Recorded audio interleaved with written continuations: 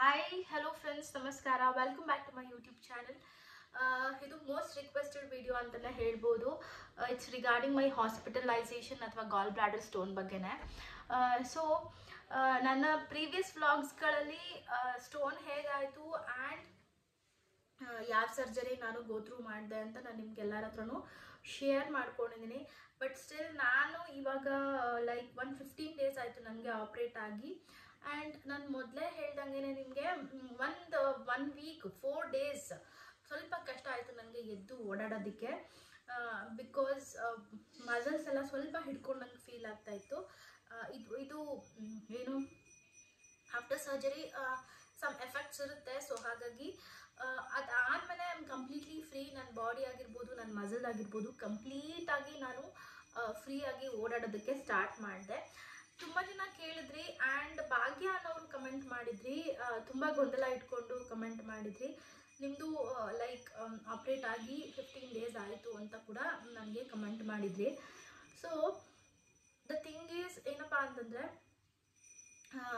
Doctor is ultimate. But ಒಂದು ಬೇರೆಯವರ ಎಕ್ಸ್ಪೀರಿಯನ್ಸ್ನು ನೀವು ಕನ್ಸಿಡರ್ ಮಾಡೋದಕ್ಕೆ ಅಂತ ಹೋದಾಗ ಅವರ ಒಂದು ಬಾಡಿ ನೇಚರ್ ಬೇರೆ ಥರ ಇರುತ್ತೆ, ನಿಮ್ಮ ಒಂದು ಬಾಡಿ ನೇಚರ್ ಬೇರೆ ಥರ ಇರುತ್ತೆ.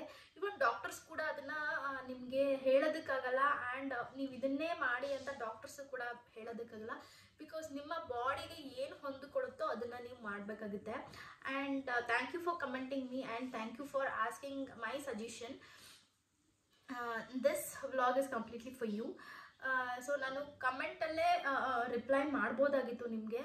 ನಾನು ಏನಕ್ಕೆ ಒಂದು ವ್ಲಾಗ್ನ ಮಾಡೋಣ ಅಂತಂದರೆ, ನಿಮ್ಮ ಥರನೇ ಇನ್ನೂ ಯಾರಾದರೂ ಇದ್ದರೆ ಅಥವಾ ಅವ್ರ ಮೈಂಡಲ್ಲಿ ಏನಾದರೂ ಕನ್ಫ್ಯೂಷನ್ಸ್ ಇದ್ದರೆ ಅದಕ್ಕೆ ಕ್ಲಾರಿಟಿ ಸಿಗತ್ತಲ್ವಾ ಅಂತ ಅಂದ್ಬಿಟ್ಟು ನಾನು ಈ ವಿಡಿಯೋ ಮಾಡಬೇಕು ಅಂತ ನಾನು ಡಿಸೈಡ್ ಮಾಡಿದೆ. ಸೊ ಫಸ್ಟ್ಲಿ ನನಗೆ ಸರ್ಜರಿ ಆಗಿದ ತಕ್ಷಣವೇ ನನಗೆ ಡಾಕ್ಟರು ಸರ್ಜರಿ ಆಗಿದ್ದ ನೆಕ್ಸ್ಟ್ ಡೇ ಮಾರ್ನಿಂಗ್ ಸರ್ಜನ್ ಬಂದು ನನಗೆ ಏನು ಹೇಳಿದ್ರು,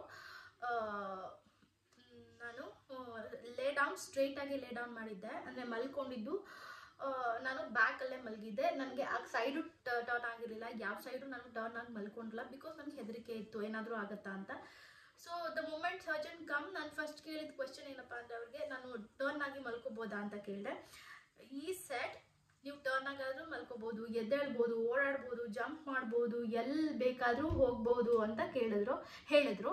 ನೆಕ್ಸ್ಟ್ ಕ್ವೆಶನ್ ನನ್ನ ಹಸ್ಬೆಂಡ್ ಏನು ಕೇಳಿದ್ರು ಅಂದರೆ, ಇವ್ರು ಟ್ರಾವೆಲ್ ಮಾಡ್ಬೋದಾ ಇವಳು ಅಂತ ಕೇಳಿದ್ರು. ಸೊ ಅದಕ್ಕೆ ಅವರಂದ್ರು, ನೀವು ಇಲ್ಲಿಂದ ನಿಮ್ಮ ವೈಫ್ನ ಡೆಲ್ಲಿ ಕರ್ಕೊಂಡೋಗಿ, ಬಾಂಬೆ ಕರ್ಕೊಂಡೋಗಿ, ಎಲ್ಲಾದರೂ ಕರ್ಕೊಂಡೋಗಿ, ಓಕೆನಾ? ಬೈ ದ ವೇ ಎಲ್ಲಿ ಟ್ರಾವೆಲ್ ಮಾಡ್ತಿದ್ದೀರಾ ಅಂತ ಕೇಳಿದ್ರು.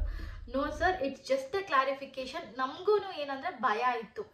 ಇಟ್ಸ್ ಅ ಸರ್ಜರಿ, ನಾನು ಯಾವ ಮೇಜರ್ ಸರ್ಜರಿ, ನನ್ನ ಡೆಲಿವರಿ ಆಗಿದ್ದು ಕೂಡ ನಾರ್ಮಲ್, ಸ್ಮಾಲ್ ಸೂಚರ್ಸ್ ಬಿಟ್ಟರೆ ನನ್ನ ಮೇಜರ್ ಕಟ್ ಅಂತ ಯಾವುದೂ ಆಗಿಲ್ಲ, ಅಥವಾ ಮೇಜರ್ ಸರ್ಜರಿ ಅಂತಲೂ ಕೂಡ ನನಗೆ ಯಾವುದೂ ಆಗಿಲ್ಲ. ಸೊ ನನಗೆ ಭಯ ಆಯಿತು.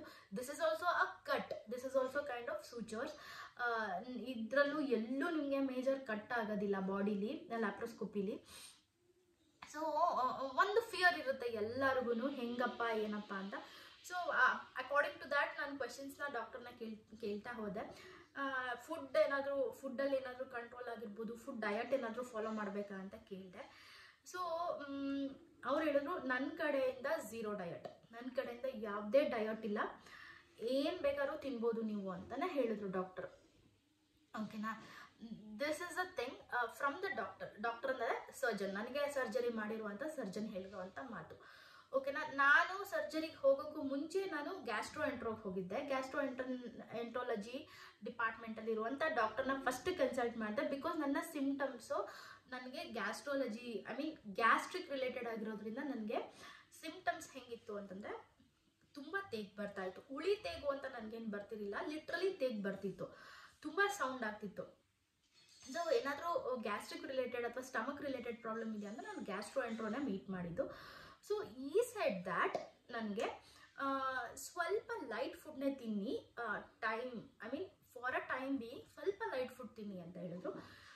ರೀಸನ್ ನನಗೆ ಲೈಟ್ ಫುಡ್ ತಿನ್ನಿ ಅಂತ ಯಾಕೆ ಗ್ಯಾಸ್ಟ್ರೋ ಡಾಕ್ಟರ್ ಸಜೆಸ್ಟ್ ಮಾಡಿದ್ದು ಅಂತಂದರೆ, ನನಗೆ pain through out the day ಇರ್ತಿರ್ಲಿಲ್ಲ, ಅಥವಾ ನನಗೆ ಪೇಯ್ನ್ ಬಂದು ಹೆಂಗೆ ಅಂದರೆ ಡೇ ಟೈಮಲ್ಲಿ ಇರ್ತಾನೆ ಇರಲಿಲ್ಲ ನನಗೆ ಪೇಯ್ನು, ನೈಟ್ ಮಾತ್ರ ಇರ್ತಿತ್ತು. That is a acute pain. Almost ಒಂದು 2 hours ಇರ್ತಿತ್ತು ನನಗೆ, 2 to 3 hours ಇರ್ತಿತ್ತು. ಆ ಥರನೇ ನನಗೆ ಬಂದಿರೋವಂಥ ಪೇಯ್ನು.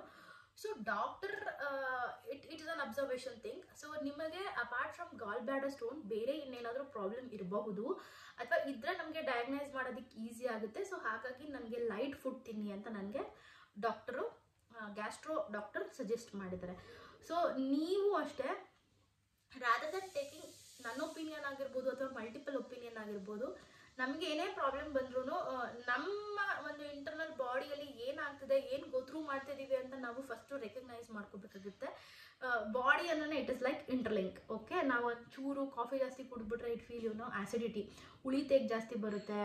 ಆಮೇಲೆ ಫುಡ್ ಜಾಸ್ತಿ ಪ್ರೋಟೀನ್ ಕನ್ಸಂಪ್ಷನ್ ಮಾಡಿದ್ರು ಡೈಜೆಷನ್ ಆಗಲ್ಲ ಜಾಸ್ತಿ. ಸೊ ಕೆಲವೊಬ್ಬರಿಗೆ ಒಂದೊಂದು ಪ್ರಾಬ್ಲಮ್ಸ್ಗಳಿರುತ್ತೆ. ಸೊ ನಿಮ್ಮ ಬಾಡಿಗೆ ಏನಾಗ್ತದೆ, ಏನು ಪ್ರಾಬ್ಲಮ್ ಆಗ್ತದೆ ನಿಮ್ಮ ಬಾಡಿಗೆ ಅಂತ ನೀವು ಫಸ್ಟ್ ತಿಳ್ಕೊಬೇಕು. ನನ್ನ ಕೇಸಲ್ಲಿ this is a scenario. So from 15 days ನಾನು ಸ್ವಲ್ಪ ಲೈಟ್ ಫುಡೇ ತಿಂತಾ ಇದ್ದೀನಿ, vegetables, fruits and very light ಅನ್ನ, ರಸಮ್. ಸಮ್ಟೈಮ್ಸ್ ಇಷ್ಟ ಚಪಾತಿ ಈ ಥರದನ್ನೆಲ್ಲ ತಿನ್ಕೊಂಡು ಬಂದಿರೋದ್ರಿಂದ ನಾನು ಚಪಾತಿನೂ ಅಷ್ಟೇ ನಾನು ಸ್ಟಾರ್ಟ್ ಮಾಡಿದ್ದೀನಿ ಆಲ್ರೆಡಿ. ಚಪಾತಿನೂ ಫಸ್ಟ್ ನಾನು ಸ್ಟಾರ್ಟ್ ಮಾಡಿದಾಗ ಅಂದರೆ ಹಾರ್ಡ್ ಫುಡ್, ಚಪಾತಿ, ರೋಟಿ, ಮುದ್ದೆ ಈ ಥರದನ್ನೆಲ್ಲ ನೀವು ಸ್ಟಾರ್ಟ್ ಮಾಡ್ತೀರ, ಅಥವಾ ನಾನ್ ವೆಜ್ ಆಗಿರ್ಬೋದು. But it's very good for health. ನೀವು ಥ್ರೂಔಟ್ ದ ಲೈಫ್ ಟೈಮಲ್ಲಿ ಉಪ್ಪು, ಹುಳಿ, ಖಾರ ಎಲ್ಲ ಸ್ವಲ್ಪ ಕಡಿಮೆ ತಿಂದರೆ ತುಂಬಾ ಒಳ್ಳೆಯದು. ಸೊ ನಮ್ಮ ಮನೇಲಿ we are like this only. ಸ್ವಲ್ಪ ಊಟದಲ್ಲಿ ಇದೆಲ್ಲ ಸ್ವಲ್ಪ ಕಮ್ಮಿನೇ ಇರುತ್ತೆ. ಸೊ ಹಾಗಾಗಿ ಏನಂದರೆ ನೀವು ನಿಮ್ಮ ಬಾಡಿ, ಐ ಮೀನ್ ಲ್ಯಾಪ್ರೋಸ್ಕೋಪಿ ಆಗಿರಬಹುದು ಅಥವಾ ನಿಮ್ಮ ಡಾಕ್ಟರ್ ಏನು ಸಜೆಷನ್ ಕೊಡ್ತಾರೆ ಅದನ್ನು ಫಸ್ಟ್ ಕನ್ಸಿಡರೇಷನಲ್ಲಿ ಇಟ್ಕೊಳ್ಳಿ. ಫುಡ್ ವಿಚಾರ ಅಂತ ಬಂದರೆ ಫುಡ್ಡನ್ನ ನಿಮ್ಮ ಬಾಡಿ ಯಾವ ಥರ ಎಕ್ಸೆಪ್ಟ್ ಮಾಡುತ್ತೆ. ಕೆಲವೊಬ್ರಿಗೆ 1 ತಿಂಗಳಾದ್ರೂ ಹ್ಯಾಂಡ್ ಫುಡ್ ತೊಗೊಂಡ್ರೆ ಡೈಜೆಷನ್ ಆಗೋದಕ್ಕೆ ಹಿಂಸೆ ಆಗುತ್ತೆ. ಆ್ಯಂಡ್ ಸ್ಟಮಕ್ ಎಲ್ಲ ಗಟ್ಟಿ ಆದರೆ ನಿಮಗೆ ಮೀನ್ ಕಾನ್ಸ್ಟಿಪೇಷನ್ ಥರ ಎಲ್ಲ ಆದರೆ ತುಂಬ ಕಷ್ಟ ಆಗುತ್ತೆ. ಬಿಕಾಸ್ ಇನಿಷಿಯಲ್ ಡೇಸಲ್ಲಿ ಸ್ಟಿಚ್ ಎಲ್ಲ ಹಾಕಿರ್ತಾರಲ್ವ, ಸ್ವಲ್ಪ ನೀವು ಪ್ರೆಷರ್ ಸ್ಟಮಕ್ ಕೊಟ್ಟರು ಏನು ಪ್ರಾಬ್ಲಮ್ ಆಗುತ್ತೆ ಅಂತ ನಾನು ನೆಕ್ಸ್ಟ್ ಹೇಳ್ತೀನಿ. ಸೊ ಅದಕ್ಕೋಸ್ಕರ ಲೈಟ್ ಫುಡ್ ತಿನ್ನಿ ಅಂತ ಡಾಕ್ಟರ್ ನಿಮಗೆ ಸಜೆಸ್ಟ್ ಮಾಡಿರ್ತಾರೆ. If they suggested to you, ನನಗೆ ಈ ಥರ ಪ್ರಾಬ್ಲಮ್ ಇತ್ತು, ಸೊ ಗ್ಯಾಸ್ಟ್ರೋ ನನಗೆ ಈ ಥರ ಸಜೆಸ್ಟ್ ಮಾಡಿದರೆ, ನಿಮ್ಗೆ ಏನೂ ಡಯಟ್, ನಿಮ್ಗೆ ಯಾರು ಡಾಕ್ಟರ್ಸ್ ಅಥವಾ ಸರ್ಜನ್ ಏನೂ ಅಂದರೆ ಫುಡ್ನ ಕಂಟ್ರೋಲ್ ಮಾಡಿ ಅಂತ ಹೇಳಿಲ್ಲ, ಝೀರೋ ಡಯಟ್ ಅಂತ ಹೇಳಿದ್ರೆ ಗ್ರ್ಯಾಜುವಲಿ ಸ್ಟಾರ್ಟ್ ಮಾಡಿ. ಅಂದರೆ ಮೊದಲು ತಿಂತಿದ್ದಂಗೆ ಡೆನ್ಸ್ಡ್ ಆಗಿ ಅಥವಾ ಇಷ್ಟ ಆಗಿದ್ದನ್ನೆಲ್ಲ ತಿನ್ನೋದಕ್ಕಿಂತ ಸ್ವಲ್ಪ ನಿಮ್ಮ ಬಾಡಿ ಅಂಡರ್ಗೋ ಸಮ್ ಸರ್ಜರಿ ಅಲ್ವಾ. So you just give some time to your body, you just respect your body, that's it. ಅದಾದಮೇಲೆ ಸೆಕೆಂಡ್ ಥಿಂಗ್ ಏನಪ್ಪ ಅಂತಂದರೆ, ಇಷ್ಟು ನನ್ನ ಫುಡ್ಡು, ನಾನು ಫುಡ್ ಏನೇನು ತಿಂತೀನಿ ಅಂತ ತುಂಬ ಸಲ ಅಂದ್ಕೊಂಡಿದ್ದೆ ರೆಕಾರ್ಡ್ ಮಾಡ್ಕೋಬೇಕು ಅಂತ. ಬಟ್ ಐ ಡೋಂಟ್ ನೋ, ನಾನು ಇಲ್ಲ ಅಂತಲ್ಲ, ಎಲ್ಲ ಹೋಟೆಲ್ಗೆ ಹೋದ್ರೂ I forgot to record what I eat ಅನ್ನೋದನ್ನ. ಸೊ ವೆರಿ ಲೈಟ್ ಫುಡ್ ನಾನು ತಿಂತಾ ಇರೋದು. ಮಾರ್ನಿಂಗ್ ಬ್ರೇಕ್ಫಾಸ್ಟ್ ಆಗಿರ್ಬೋದು, ಗಂಜಿ ಅಂತೆ, ಅಥವಾ ಅನ್ನ ಸಾಂಬಾರು, ರಸಮ್ ಈ ಥರದನ್ನು ತಿಂತಾ ಇದ್ದೀನಿ. ಅದ್ರ ಜೊತೆಗೆ ಪಲ್ಯ, 1 ಥರದ್ದು 2 ಥರದ್ದು ಪಲ್ಯ ಈ ಥರ ತಿಂತಾ ಇದ್ದೀನಿ. ಸೊ ಸಿಂಪಲ್ ಆಗೇ ಇದೆ ನನ್ನ ಡಯಟು. ಮನೇಲಿ ಏನು ಮಾಡ್ತಿರೋ ಹೋಮ್ ಕುಕ್ ಫುಡ್ನ ತಿಂತಾ ಇದ್ದೀನಿ. ಅಷ್ಟು ಬಿಟ್ಟರೆ ಕಾಫಿ ಟೀನ ಕಂಪ್ಲೀಟಾಗಿ ಸ್ಟಾಪ್ ಮಾಡಿಬಿಡ್ಬೇಕು ಅಂತ ನಾನು ಡಿಸಿಷನ್ ತೊಗೊಂಡ್ಬಿಟ್ಟಿದ್ದೀನಿ. ಮೊದಲು ಕುಡಿತಾ ಇರಲಿಲ್ಲ, ಮದುವೆ ಆದಮೇಲೆ ಸ್ವಲ್ಪ ಪ್ರಾಕ್ಟೀಸ್ ಆಗಿಬಿಟ್ಟಿತ್ತು ನನಗೆ ಮಾರ್ನಿಂಗ್ ಆ್ಯಂಡ್ ಈವ್ನಿಂಗ್. ಸೊ ಇವಾಗ ಲಿಟ್ರಲಿ ಬಿಟ್ಟೇ ಬಿಡೋಣ ಅಂತ ಡಿಸೈಡ್ ಮಾಡಿಬಿಟ್ಟಿದ್ದೀನಿ ಈ ಕಾರಣಕ್ಕೋಸ್ಕರ. ಸೊ ಕಾಫಿ ಟೀನ ನಾನು ಏನೂ ತೊಗೋತಾ ಇಲ್ಲ. ಅದು ಬಿಟ್ಟರೆ ಜ್ಯೂಸು, ಸ್ವಲ್ಪ ನನಗೆ ಸುಸ್ತು ಫೀಲ್ ಇದೆ, ಏನಾದರೂ ತುಂಬ ಸುಸ್ತಾಗ್ತದೆ ಅನಿಸಿದಾಗ ಎಲೆಕ್ಟ್ರೋಲೈಟ್ ಇಟ್ಕೊಂಡಿದ್ದೀನಿ, ಅದನ್ನು ನಾನು ಕುಡಿತೀನಿ. ಸೊ ಇಷ್ಟು ನನ್ನ ಫುಡ್ ವಿಚಾರ ಅಂತ ಬಂದರೆ, so you just analyse your body. ನಿಮಗೆ ತಿನ್ನಬೇಕು ಅನಿಸುತ್ತಾ, ಚಪಾತಿ ಸ್ಟಾರ್ಟ್ ಮಾಡ್ತಿದ್ರಾ, ಅಥವಾ ನಾನ್ ವೆಜ್ ಸ್ಟಾರ್ಟ್ ಮಾಡ್ತಿದ್ರಾ, ಅಥವಾ ಎನಿ ಫ್ಯಾಟ್ ಫುಡ್ ಸ್ಟಾರ್ಟ್ ಮಾಡ್ತಿದ್ರಾ, ಒಂದು ಸ್ಮಾಲ್ ಕ್ವಾಂಟಿಟಿ ತೊಗೊಳ್ಳಿ. ನಿಮ್ಮ ಬಾಡಿಗೆ ಅದು ಹೇಗೆ ಚೇಂಜ್ ಮಾಡ್ತಿದೆ, ಅಥವಾ ನಿಮ್ಮ ಬಾಡಿಯಲ್ಲಿ ಏನು ಚೇಂಜಸ್ ಆಗ್ತಿದೆ ಅಂತ ನಿಮಗೆ ನೆಕ್ಸ್ಟ್ ಡೇ ಗೊತ್ತಾಗುತ್ತೆ. ಅದಾದಮೇಲೆ you just start increasing the thing. ನಿಮಗೆಲ್ಲನೂ ತಿನ್ನಬೇಕು ಅಂತ ಅನಿಸಿದ್ರೆ ಅಥವಾ ಏನಾದರೂ ಮಾಡಿದ್ರೆ ಸ್ವಲ್ಪ ಟೈಮ್ ಕೊಡಿ ಅಂತ ನಾನು ಹೇಳೋಕ್ಕೆ ಇಷ್ಟಪಡ್ತೀನಿ. This is my personal suggestion and experience. Second thing ಬಂದು, ಅವರೇ ಮೆಸೇಜ್ ಮಾಡಿದರು, ನನಗೊಬ್ಬ ಚಿಕ್ಕ ಮಗ ಇದ್ದಾನೆ, ಸೇಮ್ ಗುಡಿಯನ್ ಏಜೇ ಇರಬಹುದು, ಈಸ್ ಸಮಥಿಂಗ್ ಅರೌಂಡ್ 16 kg ಇದ್ದಾನೆ ಅಂತ ಹೇಳಿದ್ರಿ. ಸೊ ದಯವಿಟ್ಟು ವೆಯ್ಟ್ನ ಲಿಫ್ಟ್ ಮಾಡಿಬಿಡಿ. ಬೇಕಾದರೆ ಬಗ್ಗಿ ಎದು ಕುತ್ಕೊಳ್ಳಿ, ಏನೂ ತೊಂದರೆ ಇಲ್ಲ. ಬಟ್ ಸ್ಟಿಲ್ ವೆಯ್ಟ್ ಲಿಫ್ಟ್ ಮಾಡಬೇಡಿ. ಸಮಥಿಂಗ್ ಒಳಗಡೆ ಸ್ಟಿಚ್ಗೆ ಹೀಲ್ ಆಗೋದಕ್ಕೆ ತುಂಬ ಟೈಮ್ ಬೇಕಾಗುತ್ತೆ. ನೀವೇನಾದರೂ ಲಿಫ್ಟಿಂಗ್ ಆ ಥರ ಏನಾದರೂ ಮಾಡಿ ಒಳಗಡೆ ಮಸಲ್ಸ್ ಅಥವಾ ಇನ್ನೂ ಅದು ಹೀಲ್ ಆಗಿರಲ್ಲ ಥಿಂಗ್ಸ್, ಅದು ಏನಾದರೂ ನೆಕ್ಸ್ಟ್ ಇಂಪ್ಯಾಕ್ಟ್ ಆಫ್ ದ್ಯಾಟ್ ಏನಪ್ಪ ಅಂತಂದರೆ ಹರ್ನಿಯಾ.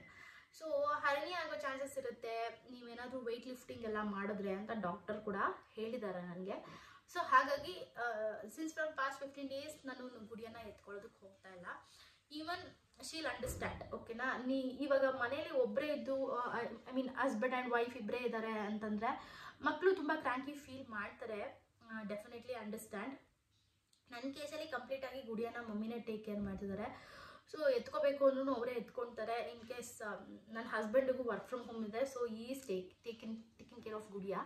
ಸೊ ನನಗೇನಪ್ಪ ಅಂತಂದರೆ ಅವಳಷ್ಟು ಬರಲ್ಲ. ಇನ್ ಕೇಸ್ ನಾನು ಅವಳಿಗೆ ಹೇಳಿದ್ದೀನಿ ನನಗೆ ಬುಬ್ಬು ಆಗಿದೆ ಗುಡಿಯಾ, ನಾನು ಎತ್ಕೊಳ್ಳೋದಕ್ಕಾಗಲ್ಲ ನನಗೆ, ಶೀಲ್ ಅಂಡರ್ಸ್ಟ್ಯಾಂಡ್. ಬಟ್ ಕೆಲವೊಂದು ಮಕ್ಕಳು ತುಂಬ ಕ್ರ್ಯಾಂಕಿ ಮಾಡ್ತಾಳೆ ಎತ್ಕೊಳ್ಳೇಬೇಕು ಅಂತ. ಬಟ್ ಯು ಜಸ್ಟ್, ನಿಮಗೆ ಗೊತ್ತಿರುತ್ತಲ್ವ ನಿಮ್ಮ ಮಕ್ಕಳನ್ನ ನೀವು ಹೇಗೆ ಡೈವರ್ಟ್ ಮಾಡ್ಬೋದು, ಅಥವಾ ನಿಮ್ಮ ಮಕ್ಕಳಿಗೆ ನೀವು ಏನು ಹೇಳಿದ್ರೆ ಅವ್ರು ಸರಿ ಹೋಗ್ತಾರೆ ಅಂತ. ಸೊ ಯು ಜಸ್ಟ್ ಅದನ್ನು ಫಾಲೋ ಮಾಡಿ ನಿಮ್ಮ ಮಕ್ಕಳ ನೀಡ್ಸ್ನ ಅರ್ಥ ಮಾಡಿಕೊಂಡು. ಅದು ಬಿಟ್ಟರೆ 1-2 months ಅಥವಾ 1 month 2 month ಎತ್ಕೋಬೇಡಿ ಮಕ್ಕಳನ್ನ. Not even this laparoscopy, even after C section ಆದ್ರೂ ಪೇನ್ ಇರಲ್ಲ ಅಂತ ಹೇಳ್ತಾರೆ. ಬಟ್ ಕೆಲವೊಬ್ಬರಿಗೆ ಸಿ ಸೆಕ್ಷನ್ ಆದಮೇಲೆ ಈ ಥರ ಲಿಫ್ಟಿಂಗ್ ಎಲ್ಲ ಮಾಡಿದ್ಮೇಲೂ ಅವ್ರಿಗೆ ಹರ್ನಿಯಾ ಆಗಿರುವಂಥ ಕೇಸಸ್ಗಳು ನಾನು ನೋಡಿದ್ದೀನಿ. ನನ್ನ ಸರೌಂಡಿಂಗಲ್ಲೇ ಈ ಥರದ್ದು ಆಗಿದೆ. ಸೊ ಇದು ಆಪ್ರೇಟ್ ಆದಮೇಲೆ ಹರ್ನಿಯಾ ಬರುತ್ತಾ ಅಥವಾ hernia is a different case. But ನೀವು ಆಪ್ರೇಟ್ ಆದಮೇಲೂ ನೀವೇನಾದರೂ ವೆಯ್ಟ್ ಲಿಫ್ಟಿಂಗ್ ಮಾಡಿದ್ರೆ there will be a chances to come, ಆ ಥರ ಬರೋ ಚಾನ್ಸಸ್ ಇರುತ್ತೆ ಅಂತ. ಸೊ ಯಾಕೆ ಮತ್ತೆ ರಿಸ್ಕ್ ತೊಗೋಬೇಕಲ್ವಾ. ಸೊ ಲೆಟ್ ಅಸ್ ಅವಾಯ್ಡ್ ಅಂತ ಅಷ್ಟೇ. ಇದಾದಮೇಲೆ ಸೊ ಇದಾಗಿರ್ಬೋದು ಅಥವಾ ಬೇರೆ ಏನೇ ಆಗಿರ್ಬೋದು, ಅಥವಾ ನಾವು ವೆನ್ ವಿ ಫಾಲ್ ಸಿಕ್ ನಮ್ಮ ಮನಸ್ಥಿತಿ ತುಂಬಾ ಲೋ ಆಗಿರುತ್ತೆ. ಆ್ಯಂಡ್ ನಮ್ಮ ಮನಸ್ಥಿತಿ ತುಂಬಾ ಹೆಂಗಿರುತ್ತೆ ಅಂದರೆ, ತುಂಬ ಜನ ಬಂದು ನಮ್ಮನ್ನು ನೋಡಿದಾಗ ಸಮ್ಟೈಮ್ಸ್ ನಮ್ಮ ಮೈಂಡ್ ಸಿಂಪತಿ ಗೇನ್ ಮಾಡ್ತಿರುತ್ತೆ. ಇಲ್ಲಾಂದರೆ ಅಯ್ಯೋ ನಮಗೇನೋ ಆಗ್ಬಿಟ್ಟಿದೆಯೇನೋ ಅನ್ನೋ ಥರ ಫೀಲ್ ನಮಗೆ ಬರ್ತಿರುತ್ತೆ. It is quite common and it is quite natural ಅಂತಲೇ ಹೇಳ್ಬೋದು. ನನಗೇನೋ ಆಗಿದೆ ಪ್ರತಿ ಸಲಿನೂ ಯಾರು ನಮ್ಮನ್ನು ನೋಡೋಕ್ಕೆ ಬರ್ತಾರೆ ಅಥವಾ ಯಾರೋ ನಮ್ಮನ್ನು ಕೇರ್ ಮಾಡ್ತಿರ್ತಾರೆ ಅಂತಂದಾಗ. ಸೊ ಆದಷ್ಟು ನಿಮ್ಮ ಮನಸ್ಥಿತಿನ ವೀಕ್ ಮಾಡ್ಕೋಬೇಡಿ. Stay strong. ನಿಮ್ಗೇನೂ ಆಗಿಲ್ಲ. ಇಟ್ ಈಸ್ ಲೈಕ್ ಹೇಗೆ ಅಂತಂದರೆ, ನೀವು ಹೇಗೆ ಬಿದ್ದಾಗ ಎದ್ದು ಮುಂದೆ ನಡ್ಕೊಂಡು ಹೋಗ್ತಿರೋ, it is same like that. ಅಥವಾ ಫಿನಾನ್ಷಿಯಲ್ ಕ್ರೈಸಿಸ್ ಆದಾಗ ನೀವು ಹೇಗೆ ಲೈಫ್ನ ಫೇಸ್ ಮಾಡ್ಕೊಂಡು ಮುಂದೆ ಹೋಗ್ತಿರೋ, ಇಟ್ ಈಸ್ ಸೇಮ್ ಲೈಕ್ ದ್ಯಾಟ್. ಮನಸ್ಥಿತಿ ವೀಕ್ ಆಗುತ್ತೆ ಎಲ್ಲ ವಿಚಾರದಲ್ಲೂ. So stay strong. ಆ್ಯಂಡ್ ಯಾರು ತುಂಬ ಮೆಂಟಲ್ ಬ್ರೇಕ್ ಡೌನ್ ಮಾಡಬೇಡಿ. ಯಾಕಪ್ಪ ಅಂತಂದರೆ even they are also going through a lot of issues. And ಅದು ಮಾಡಬೇಡ, ಇದು ಮಾಡಬೇಡ, ಇದು ತಿನ್ಬೇಡ, ಇದು ಯಾಕೆ ಮಾಡ್ತಾ ಇದೆಯಾ, every time if you started blaming a person ಅಲ್ವಾ, ಅವ್ರ ಮನಸ್ಥಿತಿ ತುಂಬಾ ಚೇಂಜ್ ಆಗೋಗುತ್ತೆ. ಆ್ಯಂಡ್ ತುಂಬ ಡಿಪ್ರೆಷನ್ಗೆ ಹೋಗೋ ಚಾನ್ಸಸ್ ಇರುತ್ತೆ ಅವರು. ಸೊ ತಪ್ಪಿದೆಯೋ ತಪ್ಪಿಲ್ವೋ ಅವ್ರ ಜೀವನನ ಅವ್ರಿಗೆ ಲೀಡ್ ಮಾಡೋದಕ್ಕೆ ಬಿಡಿ. ಅವ್ರಿಗೆ ಆಪ್ರೇಟ್ ಆಗಿದೆ, ಅವ್ರು ತಿನ್ಬೇಕಾದ ಅವ್ರ ಇಷ್ಟ. And they will take care of themself. ತಿನ್ನೋ ವಿಚಾರ ಆಗಿರ್ಬೋದು, ಕೂರೋ ವಿಚಾರ ಆಗಿರ್ಬೋದು, ಎಲ್ಲರೂ ಓಡಾಡೋ ವಿಚಾರ ಆಗಿರ್ಬೋದು, ಅವ್ರಿಗೆ ನೀವು ಒಂದು ಬ್ಯಾಗೇಜ್ ಥರ ಆಗಬೇಡಿ. You just support. ಅದು ತಿನ್ಬೇಕಾ, ಓಕೆ ತಿನ್ನು, ಲೈಟಾಗಿ ತಿನ್ನು, ಒಂದು ಸ್ವಲ್ಪ ತಿನ್ನು, ನೀನು ಅಬ್ಸರ್ವ್ ಮಾಡು. ಆಮೇಲೆ ನೀನು ನೆಕ್ಸ್ಟ್ ಬೇರೆ ಏನಾದರೂ ಟ್ರೈ ಮಾಡು. ಅಥವಾ ವಾಕ್ ಮಾಡಬೇಕಾ, ಓಕೆ ವಾಕ್ ಮಾಡು. You just give one hand to them. ಆವಾಗ not only thus, in all the ways, ಯಾವುದೇ ಪ್ರಾಬ್ಲಮ್ಸ್ ಬಂದ್ರೂ rather than blaming each other, ನೀವೊಂದು ಹ್ಯಾಂಡ್ನ ಅವ್ರಿಗೆ ಕೊಟ್ಟಾಗ, ಲೈಕ್ ಒಂದು ಸಪೋರ್ಟಿವ್ ಹ್ಯಾಂಡ್ ನೀವು ಅವ್ರಿಗೆ ಕೊಟ್ಟಾಗ, it matters a lot. Rather then ನೀನು ಮಾಡಿದೆ, ನಿನ್ನಿಂದ ಇದಾಯಿತು, ನೀನು ಎಜುಕೇಟೆಡು, ನೀನು ಹಿಂಗೆ ಮಾಡಿದೆ, ನೀನು ಹಂಗೆ ಮಾಡಿದೆ ಅಂತ ಬ್ಲೇಮ್ ಮಾಡಿ ಮಾಡಿ ಮಾಡಿ ಒಬ್ಬ ಮನುಷ್ಯನ ಕುಗ್ಗಿಸೋ ಬದಲು ಒಂದು ಸಪೋರ್ಟಿಂಗ್ ಹ್ಯಾಂಡ್ ಕೊಟ್ಟು ವಿತ್ ಲಾಟ್ಸ್ ಆಫ್ ಲವ್ ಅವ್ರನ್ನ ನೀವು ಮೇಲೆ ಎತ್ತೋದು ಹೆಂಗಿರುತ್ತೆ, ಅವ್ರನ್ನ ಬ್ಲೇಮ್ ಮಾಡಿ ಕೆಳಗೆ ಕುಗ್ಸೋದು ಹೆಂಗಿರುತ್ತೆ. ಇದೇ ಥರ ಯಾರು ಡೌನ್ ಫೀಲ್ ಆಗಬೇಡಿ. It is not a great thing.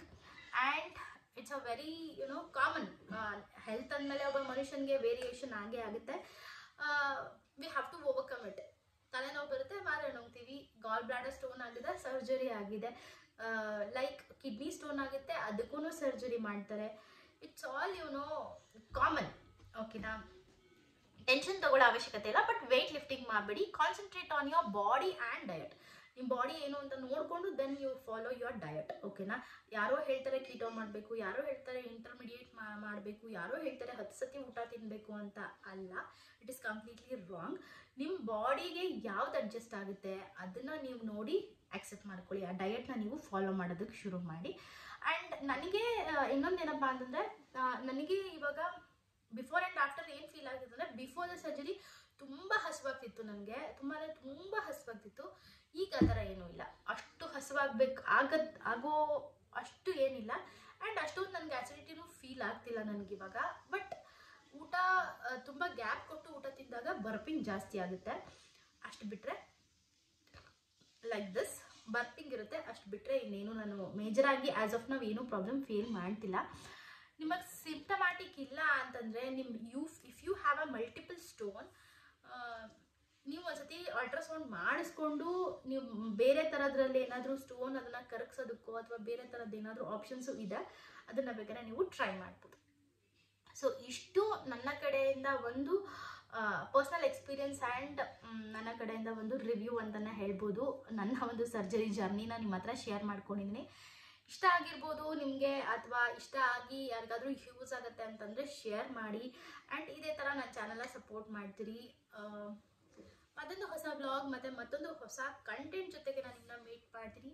From the next week onwards I have planned something different for you all guys. Stay tuned and keep supporting my channel. So something ಏನಾದರೂ change ತರೋಣ ಚಾನಲಲ್ಲಿ ಅಂತ plan ಮಾಡ್ತಿದ್ದೀನಿ within a span of 1 year. So I'm trying something new. Mostly ನೀವೆಲ್ಲ support ಮಾಡ್ತೀರಾ ಅಂತ ಅನ್ಕೊಂತೀನಿ. So thank you for watching my video. So bye bye.